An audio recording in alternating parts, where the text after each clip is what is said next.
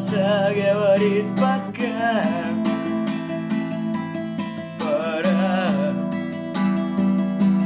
И пальто на гвозде, шарф в рукаве и перчатки в карманах шепчут: подожди до утра, до утра.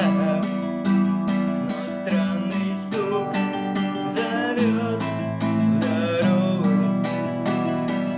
Может, сердце, может, стук в дверь. И когда я вернусь на пороге, я скажу одно лишь слово: верь.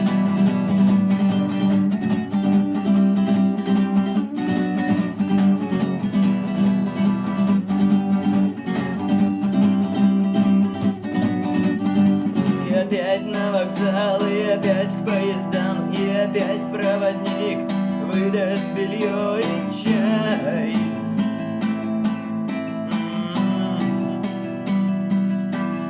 И опять не усну, и опять сквозь грохот колес не послышится слова